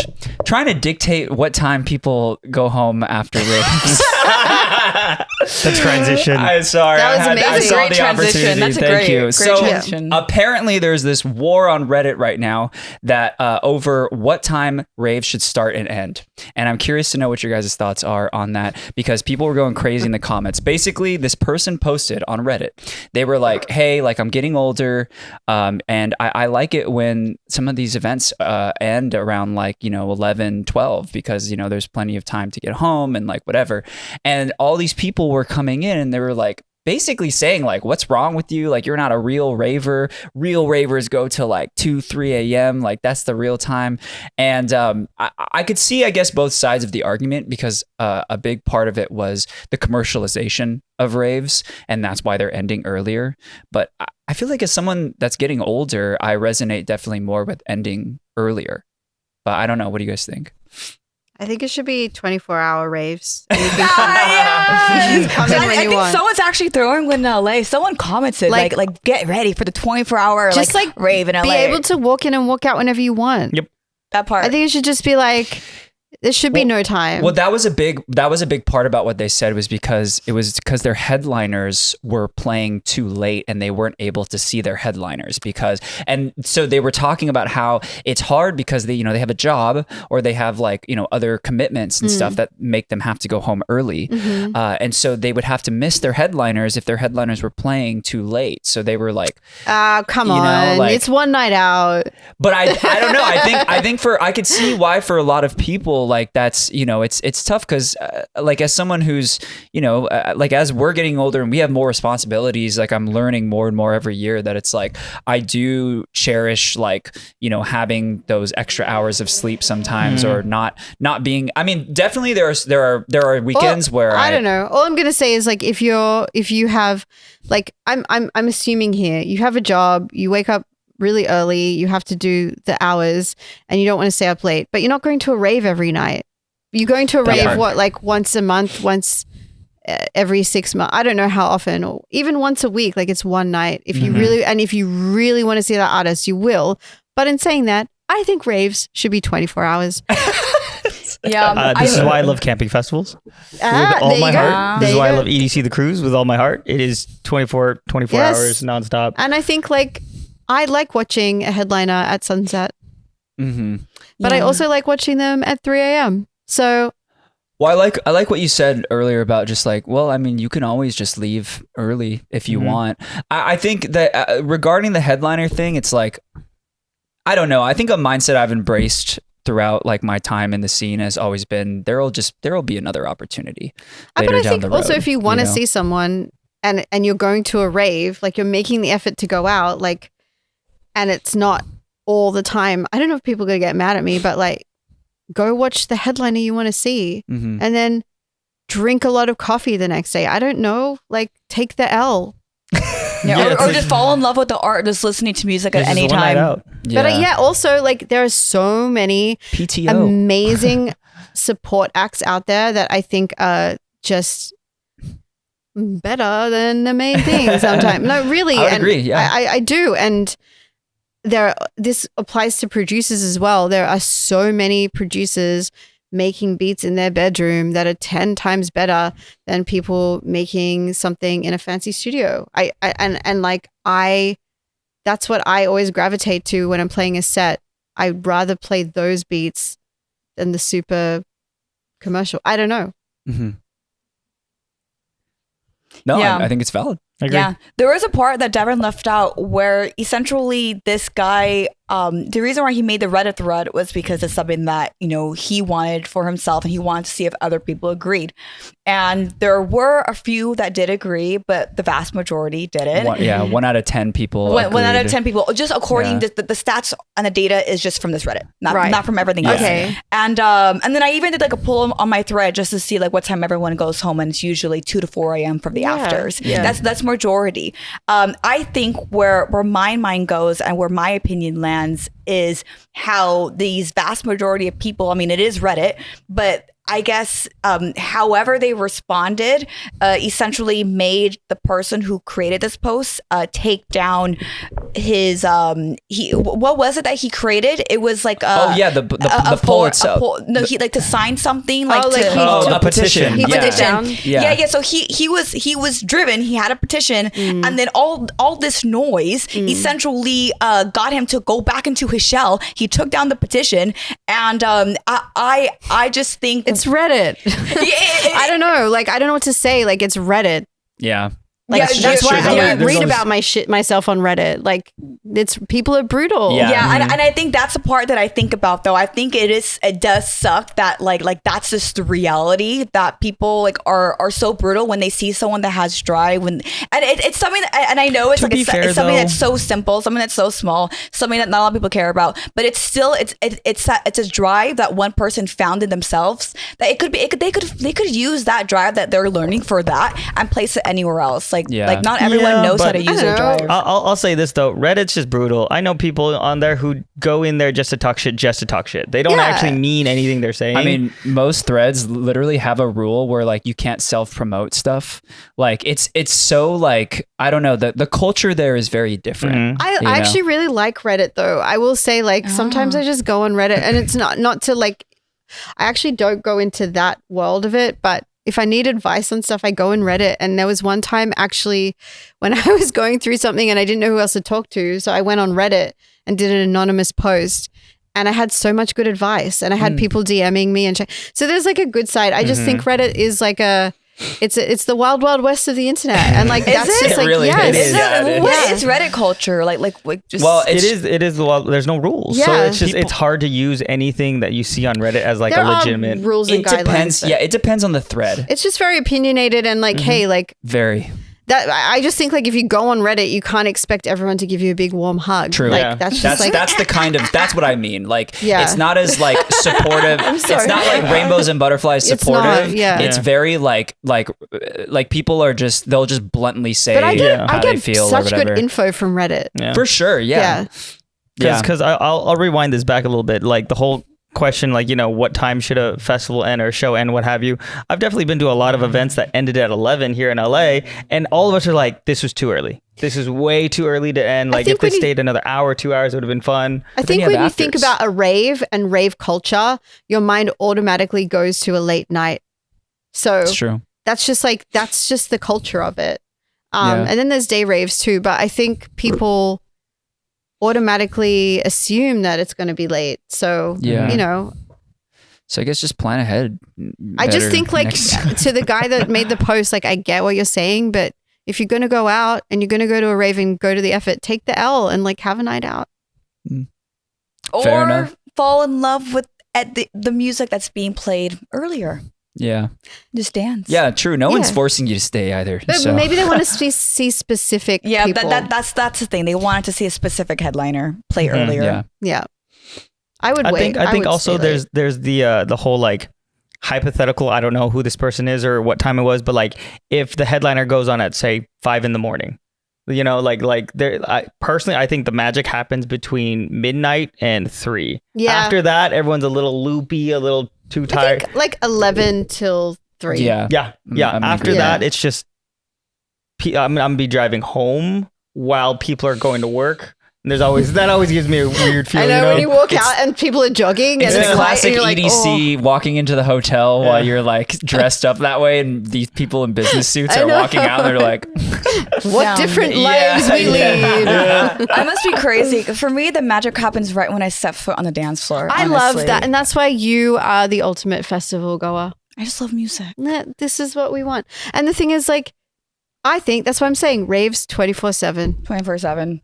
There we go. Can you imagine, like Your actually life is a rave. 24/7? Our lives are Yes. raves. Well, actually, the rave is 24/7 if you make it 24/7. Like, if you listen to music all the time, if you're in your home blasting music, like the dance floor is anywhere that you want it, that you want to take it. The bedroom is honestly the in kitchen. a business meeting. Take the dance floor there. You can, because bust it out, no, right? yes, we are dancing to find strategies to build our empires. On a Yes. bus, I love start it. dancing. Yeah, at a During funeral, a wedding, at a I have. funeral, start Start I just dancing. posted a video of me headbanging in a bus and at the Milan Domo. I Catholic. wouldn't doubt it. I'm Catholic, so While your partner's giving birth, Start in the labor- dancing. I did have a specific song that we played. Oh yes, wait. Actually, this is but perfect. yes, music. This is perfect. But I was I was high as a kite. To be honest, like I got real anxious. So I was like, yeah. But the doctor walked in just before the baby was born and went, "You want to put on a DJ mix?" And he thought he was being really funny, and I was like, "No, That's so absolutely." funny. I'm like in this thing, like, no, yeah. So no, I listened. We put on the Cure Lullaby by the Cure. So was not electronic at all, but yeah. Well, I think, And I 'cause- wasn't dancing. It was not Well, a no, rave. you were about to give birth. It was so- not a rave. Yeah. I was getting cut open. I was having Yeah. a C-section. Yeah. So- yeah. Maybe not. Maybe we pause on the Yeah. rave during that time. But Yeah. yeah. Hey, the baby came out raving. But the though. doctors could be like, No, I'm just kidding. they were doing their thing. Like I was just like, Baby I don't comes want out going, to. Yeah. Yeah. He was like, should we put on a DJ mix? And I just like, it was like I'm like, his scalpel. I'm like, I don't. I love that. You're about to put my No. guts on the table. You're about to open me up, move my organs. Take out a guy that I've never even met. Some random guy that has to live with me for 18 years. So let's listen to some music. I was kidding. No. I'm just joking. We are at the end of the episode though, so I think we should listen to those two songs that you Oh wanted to yeah, show okay. us. Oh no. Dang, there's one topic I want to talk about, but we can Well, let's save do it. I just wanted to talk about the Renaissance Fair that you Oh. played because that was so cool. I remember that was my first Renaissance Fair that Were I've you ever been there? to. I was there, yeah. Okay. Yes. Before we go, I know we're out of time. Oh, yeah, Are you yeah. giving me this? No, it's okay. So we actually just to set it straight, I had created Renaissance versions of my album Run Mhm. to play. So it was all reproduced with like Renaissance instruments. I love that. And yeah, we turned up to the fair. We didn't know how it was going to go, and it was amazing. It was so much fun. Everyone's going like huzzah with their swords, and I love the Renaissance Fair. I've been a bunch, and I play D&D, so I love fantasy. I love Mhm. fantasy films, and so yeah, it was just like my ultimate gig. It was That's great. epic. It was was fun. it was really, really cool. Yeah, that was they the talk first one I've about ever it. been to. I was but also like 7 weeks pregnant and like trying not to throw up on stage. Oh my No one God. knew. No one knew. Yeah. Damn. the sound production there I wish was louder, but I mean Yeah. it's the Renaissance Fair. I mean, we literally rocked up and we were like, I guess we're doing this. Like, there was no, it was like, my manager had emailed them because we thought we were drunk the year before and we're like, oh, it would be so funny to play the Run 10th anniversary at the Renaissance Fair. And we were like in character, like, like huzzah, like, and then I forgot about the conversation, and then Garth, my manager, calls me. He's like, "So I got you a gig at the Renaissance Fair because you said you wanted to." And I was like, "Wait, what?" And this is like 2 weeks. This is like 2 weeks before I played, and I'm like, "I am not prepared." And then we had to. It was those entire 2 weeks was spent me recreating the songs. That's dope. If Yeah. you don't tell So your sick. joke, I'm going to steal it. What? what was my joke again? When they emailed them for the gig. I totally Tell the joke. So when you about tell it. I don't remember how to say it, but like something about carrier pigeon. When you got the when you got the email gig, did you send back the yes through via carrier pigeon? That was gonna be the via joke. raven, Yeah. via dragon. I wonder if I have it here. I think I have it on my Dropbox, but yeah. Do you think you'll do it again next year? I don't know. It was like such a funny like one-off thing. I don't know. I will be there again next year because I go to the Ren Fair. But I don't know. Apparently we shut it down though, and there was a few people that were mad because it was so crowded. Oh wow. It was pretty crowded, only in that area. Only in that area, and we didn't know. And people were, there were rumors that I was playing a techno rave. I was literally playing Renaissance versions of Run. A techno rave. Calm That's down. funny. And then someone was mad that we had gramophones on stage, but we didn't know how to decorate it. Also, it's not a historically accurate Renaissance fair. It's a Renaissance and fantasy Theme, fair. yeah. It's so theme. calm the fuck down.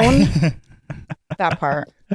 Fuck you, watch me. You wanted to be historical? There's Yeah. elves around. There's Yeah. goblins walking around. Yeah. Chill. And actually, my lighting guy that does the gloving was one of the monks on stage. Oh, let's Sick. go. Aw. Yeah. Break out the light show. They're like, that's not historically accurate. Yeah. Do any of you know about magic thunderbolts? Because that's what it was. Yes. No, it was awesome. It was crazy. Like, it was like a fucking crazy people in like Renaissance outfits Yeah. going huzzah with swords. Like, it was awesome. It's like one of those fever dreams of like, is this really it was happening? This is totally like happening. when you take too much melatonin and close your eyes. It was totally what that was. That's so funny. Yeah. Well, I want to take some melatonin and close my eyes to the songs that you wanted to show no. us. Yeah, let's do it. These aren't like super ravey songs though. Like, the album has like other things. But this is a fan favorite. Okay. And we didn't make it a single. It's called Everything Comes in Waves. And it's what I like to tell myself. And the whole song's about like, fuck you. Like, I got my music, I got my family. So like, whatever you say is not going to affect me. And I know that things are going to go up and down and everything's going to come back around in waves. And Yep. that was me kind of convincing myself to not give up on the album. Could not be So- truer. Now I have to go find it. The mix. I'm happy with the mix on this though. So So you won't be dissociating during it? I probably will. Also, the vocal is me screaming into my iPhone voice memo. Oh, sick. And so people were like, what the fuck is wrong with you? Here we go.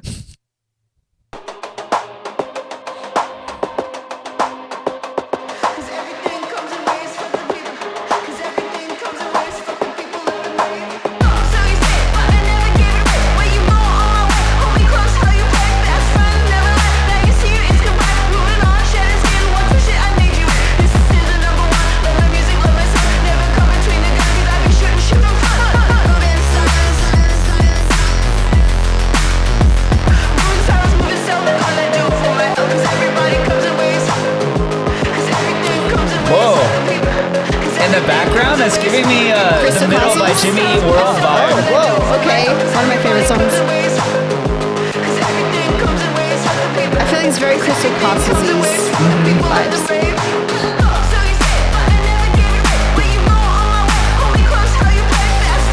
This is like the protagonist pulls up with their gang type song. Like here to kick some ass.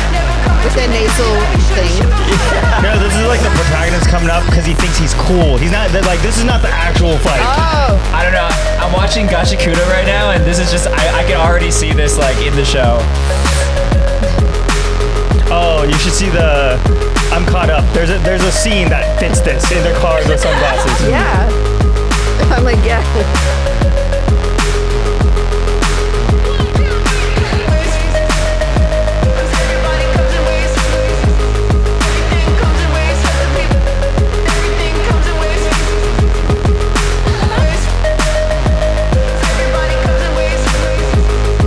Oh, this also, you know what this makes me feel like?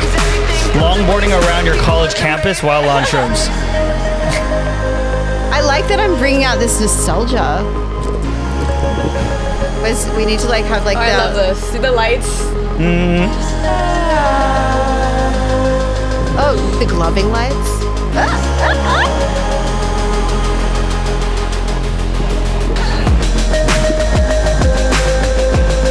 It's pretty.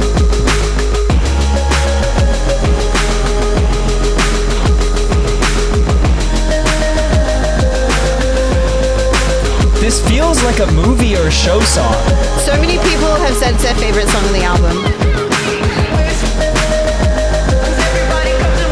And it wasn't going to make the album. It was like a last minute decision. Yeah. It's so crazy. Yeah. My agent said that it made him cry. I was like,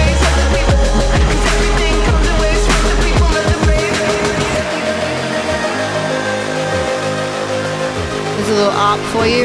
I love that. Yeah.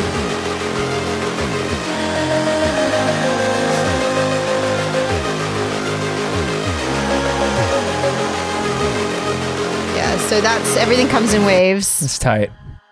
Hell yeah. I love Kept that. I imagining love it. that. Yeah. It feels pretty it's a magical track. Oh, wait, what's playing? That's And then not- the last one that I don't know what that I is. kept imagining Morty. Oh, Zed's Dead was started playing. We love you, Zed's Dead. Yeah, so is this, I kind of want, I also have like unreleased Whyte Fang. Yeah. So when we do the bonus, we're gonna listen to like a bunch of music. Oh, And, okay. yeah. I have a bunch of unreleased. Oh, sweet. Okay. Well, go. awesome. Yeah. We'll have fun Almost over an there. album's worth of new Whyte Fang. Okay, yeah. So we should end it with "Is this the end?" Because this Do is it. for anyone that's like thinking about giving up on anything. It's not the end, and you can keep going. So that's what. That part. Also, this song is like I wrote it in 5 minutes. And there's no drums until the very end, and I wanted to. It's almost like a think piece, and I meant to write this for so long, and I didn't know. And then I was listening to a synth loop late at night, and like just like word vomited into my phone, and like that's what you hear. So it's called anyway. Sorry, it's not like a banger. I feel like Why are you apologizing? I for don't that? know. I actually haven't listened to it since it's come out because I'm too like I get too emotional about it. So this is like weird for me. Okay. All right. I'm gonna play. Yeah, Like, I'm nervous. excited to hear. No, it's like it's literally about me like questioning my existence in the industry and like want to give up. But yeah. Okay.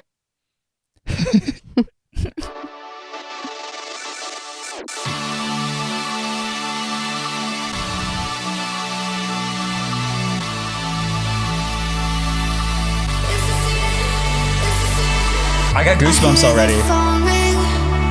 Just another girl on your list. Where do I fit in? 'Cause I tried, yeah, I tried. Say they don't get me, but I can never not be me. Is this the end of my time? Of my time? I feel like giving up. Sometimes I lose my way. When no one's there to guide me, I think about the days when I was fine. When I was fine. Fine. I'm fine. Is this the end? Waiting by the doorway. At the party, I don't matter anymore. I can't even like look at Thinking anyone. back to the old days when I cared, that I tried to smile. Say you don't get If it me. comes, let it out. But I can never not be me. Is this the end of my time? Of my time? I feel like giving up. Sometimes I lose my way. When no one's there to guide me, I think about the days when I was fine. When I was fine. Fine. I'm fine. Is this the end? Is this the end? Is this the end? Is this the end? I'm fine. Is this the end? Is this the end? Is this the end? Is this the end? Is this the end? Is this the end? Is this the end?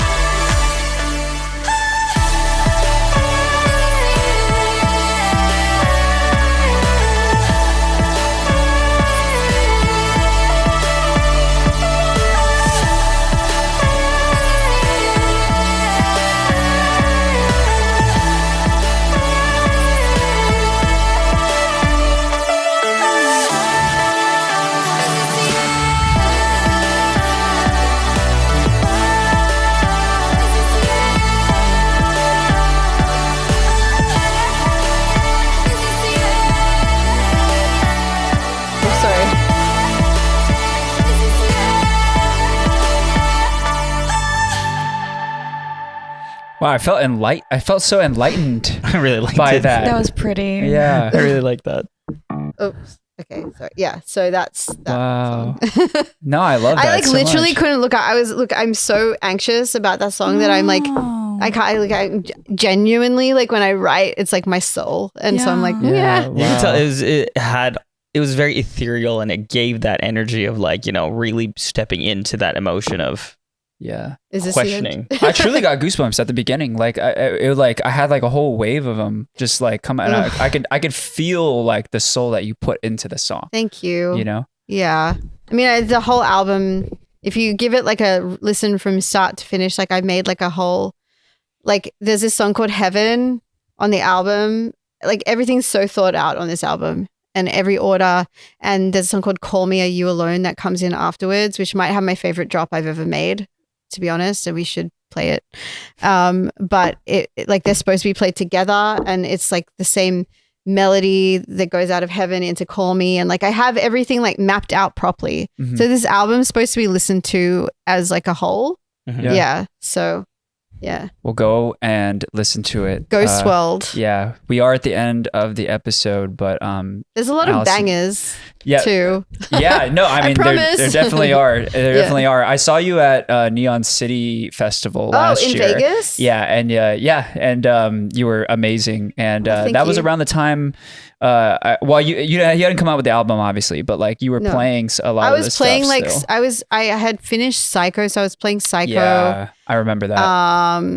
And I think the intro. Oh no, I don't know. I think there was like 3. You had an insane intro. It was awesome. That was just like sometimes my intros I never release them. It's just like beats that I make that Oh, I never okay. finish. But I think that was a beat that I'd never finished. Oh, okay. Yeah. Gotcha.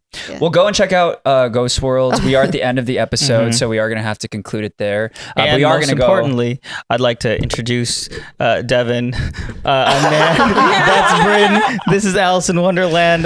Welcome back to the I'm Peaking podcast. In case you were wondering how long it took to get to our intro, that's how The whole long. episode. You mean? Thank you, Allison, for letting us on your podcast. Yeah, thank you so much. I just want to say it was really good to have you all. Yeah. I learned so much. Yeah, And, thank you. you know, really like the raving community really appreciates it. Yeah, thank Especially you so Reddit. much. Especially Reddit. I Yeah. generally want to say thank you for sharing your stories and for adding that extra layer, at least for me. So like when I'm listening to the album, you know, from front to end, I have a new experience because Yeah. I think I would say like listening to the tracks, I immediately feel a personal experience, and that in itself is a form of release. So like, thank you for creating and for being that powerhouse that puts your emotion into your work. So it helps like someone like me who Aw. uses music to heal. You're amazing. And Ghost World is literally made for anyone that feels like they don't fit in, which is why I called it Ghost World. Mhm. So We didn't have a huge intro for you, but that was a perfect outro, I think. So There you go. there you go. Yeah. Um, she's the best. You're the best. We are going to hop on over to Patreon right now. If you didn't already know, we have a Patreon where we do bonus episodes, exclusive content, That's why stuff you've like saved that. it. Yeah. Yeah, Okay. yeah, yeah. Yes. You want to hear some unreleased Whyte Fang? Yeah, go and listen. So go and check that out. It is one of the best ways to support us. We also have exclusive playlists over there. We do priority Q&A, all that kind of stuff. So definitely go and check that out. But even if you don't support the Patreon, we still love you. And thank you so much for tuning into this episode. And you want to close this out? And Yeah. shout out Boom Boom. And shout out Boom Boom. Wait. Also plug anything else Oh, that you yes. have. Like you said, you have Oh, a tour. Ghost World, please. Yes, I'm going on tour. I've just released dates for Salt Lake City, San Diego, Austin, Dallas, Vancouver, and Portland. And more to be revealed, but get the tickets before they sell out because they're selling pretty well. So thanks for that too. Hell yeah. And it's going to be the whole album where I'm doing like the whole Ghost World plus some throwbacks from Run and Awake and Loner. But it will be like a full original headline tour. Let's go. Because a lot of you have said you missed that from me. So I got you. We're going to do a whole new thing with production, everything. Hell yeah. Hell Can't wait to see it. Yeah, let us know too because we want to come out. Oh my God. Well, We need. I'm so down. I'm generally so down. We're That'd like, be so can we fun. actually do that? We could do that. Yeah, we'll do it. We'll actually try and make that happen for I'm something. super down. Just like your face reacting to the drop. That'd be so dope. All right. Well, thank you guys for being here, Nan. Once again, thank you for watching the I'm Peaking podcast and being here with us. So go ahead and like that. Oh, smash that notification bell, like it, comment, subscribe. Let us know who else you'd like to see on the podcast, how long it took for us to get to the intro, whether or not he's good at gloving, How cringe we are. and how so cringe we are. Please let me know how cringe I am because that knows that I'm doing something right. And we will see you either in 2 weeks or in the Patreon. Doodles. Oh, and Happy New Year. Oh, Happy New yeah. Year. Happy New Year's. Happy New Ooh. Year. Tell us what your New Year's resolutions are. Do it. Say it in the comments. We'll see you in 2026. Woohoo. Or, Patreon. Bye. Bye.